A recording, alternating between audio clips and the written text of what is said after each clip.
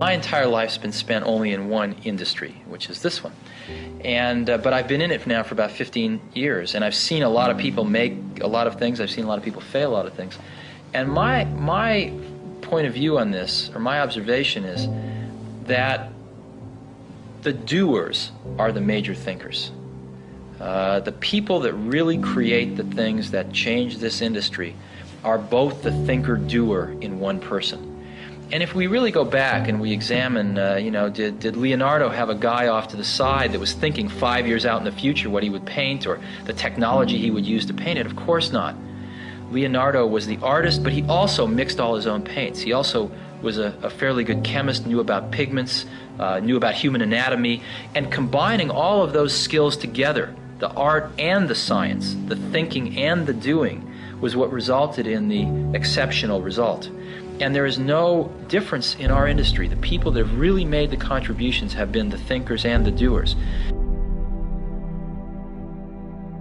A lot of people, of course, it's very easy to take credit for the thinking.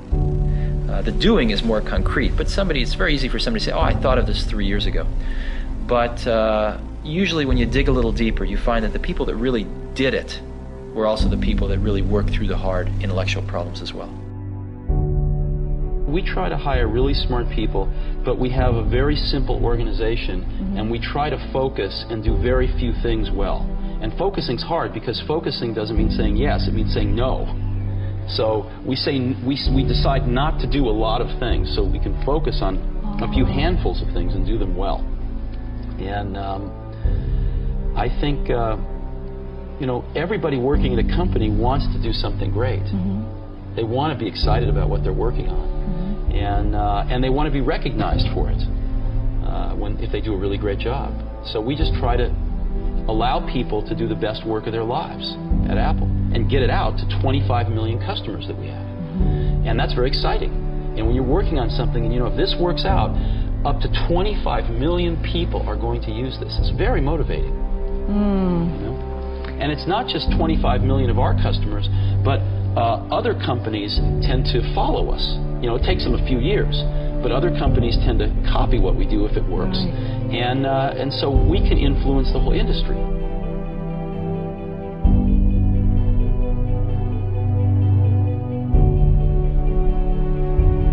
When I was a young kid, there was a widowed man that lived up the street. And he was in his 80s. He's a little scary looking, and I got to know him a little bit. I think he might have paid me to mow his lawn or something. And one day he said, "Come on into my garage, I want to show you something." And he pulled out this dusty old rock tumbler. And it was a motor and a coffee can and a little band between them. And he said, "Come on with me." We went out to the back and we got some rocks, some regular old ugly rocks. And we put them in the can with a little bit of liquid and a little bit of grit powder, and we closed the can up, and he turned this motor on. He said, "Come back tomorrow." And his can was making a racket as the stones went around. And I came back the next day, and we opened the can, and we took out these amazingly beautiful polished rocks. The same common stones that had gone in through rubbing against each other like this, creating a little bit of friction, creating a little bit of noise, had come out these beautiful polished rocks. And that's always been in my mind my metaphor for a team working really hard on something they're passionate about is that it's through the team, through that group of incredibly talented people, bumping up against each other, having arguments, having fights sometimes, making some noise, and working together, they polish each other, and they polish the ideas, and what comes out are these really beautiful stones. So it's hard to explain, and it's certainly not the result of one person. I mean, people like symbols, so I'm the symbol of certain things, but it really was a team effort on the Mac. One of the things that really hurt Apple was after I left, John Sculley got a very serious disease. And that disease, I've seen other people get it too. It's the disease of thinking that a really great idea is 90% of the work. And that if you just tell all these other people, you know, here's this great idea, then of course they can go off and make it happen. And the problem with that is that there's just a tremendous amount of craftsmanship in between a great idea and a great product. And as you evolve that great idea, it changes and grows. It never comes out like it starts, because you learn a lot more as you get into the subtleties of it. And you also find there's tremendous trade-offs that you have to make. I mean, you know, there are just certain things you can't make electrons do. There are certain things you can't make plastic do or glass do. And as you get into, or factories do, or robots do. And as you get into all these things, designing a product is keeping 5,000 things in your brain, these concepts, and fitting them all together in kind of continuing to push to fit them together in new and different ways to get what you want. And every day you discover something new that is a new problem or a new opportunity to fit these things together a little differently. And it's that process that is the magic. There needs to be someone who is sort of the keeper and reiterator of the vision. Because there's just a ton of work to do. And a lot of times, you know, when you have to walk 1,000 miles and you take the first step, it looks like a long ways. And it really helps if there's someone there saying, well, we're one step closer. You know, the goal definitely exists. It's not just a mirage out there. So in 1,001 little and sometimes larger ways, the vision needs to be reiterated. I do that a lot. And it'll all work itself out. A lot of people come to me and they say, well, I want to be an entrepreneur. And I go, oh, that's great. What's your idea? And they go, well, I don't have one yet. And I say, well, I think you should go get a job as a busboy or something until you find something you're really passionate about, because it's a lot of work. And I'm convinced that about half of what separates the successful entrepreneurs from the non-successful ones is pure perseverance. It is so hard. You pour so much of your life into this thing. There are such rough moments in time that most people give up. I don't blame them. I mean, it's really tough, and it consumes your life. I mean, if you've got a family and you're in the early days of a company, I can't imagine how one could do it. I'm sure it's been done, but it's rough. I mean, because it's pretty much an 18-hour-a-day job, 7 days a week for a while. So, unless you have a lot of passion about this, you're going to not survive. You're going to give it up. So you got to have an idea. Or a problem or a wrong that you want to right that you're passionate about. Otherwise, you're not going to have the perseverance to stick it through. And I think that's half the battle right there. Now that's why you need to do it young. Now that's why we started Apple. We said, you know, we have absolutely nothing to lose. I was 20 years old at the time. Woz was 24 or 5. So we have nothing to lose. I mean, we have no families, no children, no houses. Woz had an old car. You know, I had a Volkswagen van. I mean, all we were going to lose is our cars and the shirts off our back. We had nothing to lose, and we had everything to gain. And we figured, even if we crash and burn and lose everything, the experience will have been worth 10 times the cost. So what did we have to lose? There was no risk. And that's, you know, I think that's a very healthy way to look at it. Some people say, well, you could have gone to college and been a lawyer. Well, you're right, but you can go to college and be a lawyer when you're 25. And there's nothing that stops you from doing that. The only thing you really have in your life is time. And if you invest that time in yourself to have great experiences that are going to enrich you, then you can't possibly lose. So I always advise people, don't wait.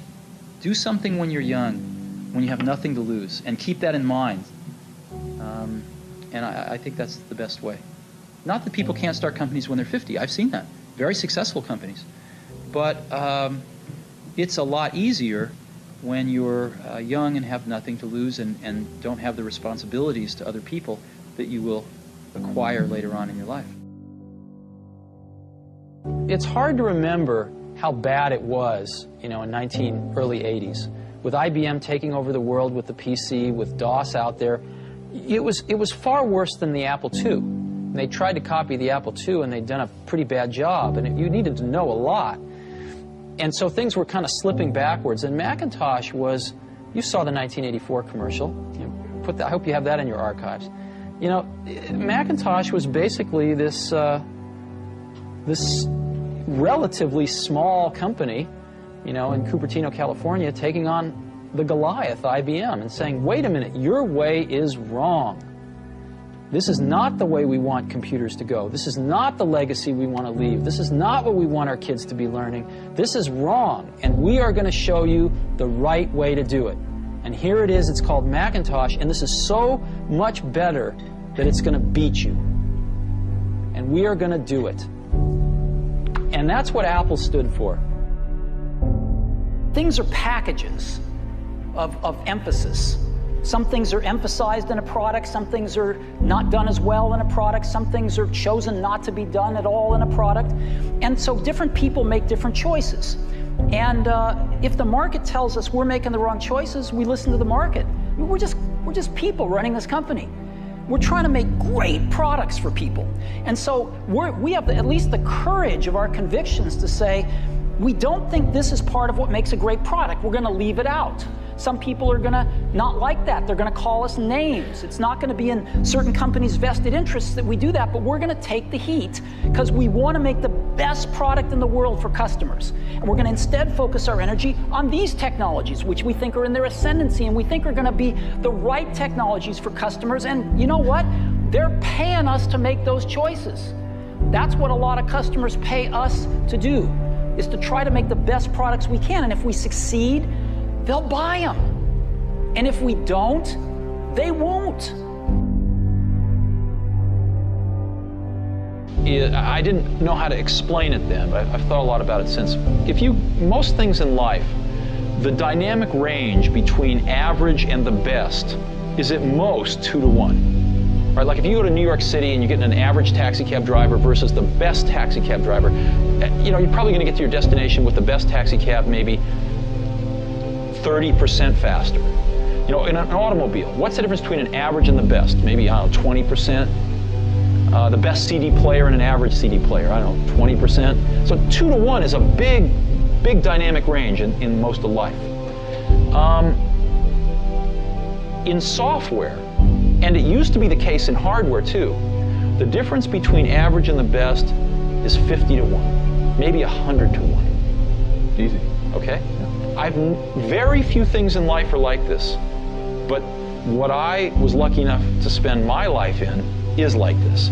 And so I've built a lot of my success off finding these truly gifted people and not settling for B and C players, but really going for the A players. And I found something. I found that when you get enough A players together, when you go through the incredible work to find, you know, 5 of these A players, they really like working with each other because they've never had a chance to do that before. And they don't want to work with B and C players, and so it becomes self-policing, and they only want to hire more A players. And so you build up these pockets of A players, and it propagates. And that's what the Mac team was like. They were all A players. And these were extraordinarily talented people.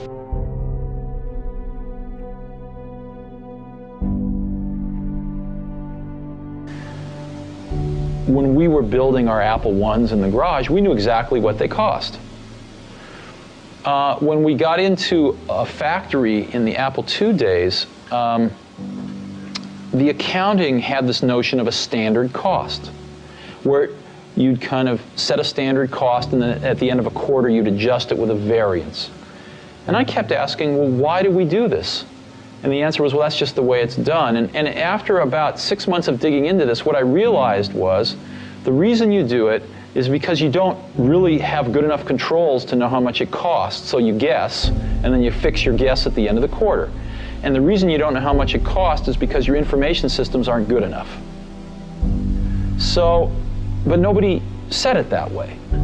And so later on, when we designed this automated factory for Macintosh, we were able to get rid of a lot of these antiquated concepts and know exactly what something cost to the second. So in business, a lot of things are, I call it folklore. They're done because they were done yesterday and the day before. And so what that means is if you're willing to sort of ask a lot of questions and think about things and work really hard, you can learn business pretty fast. It's not the hard. It's not rocket science. It's not rocket science, no.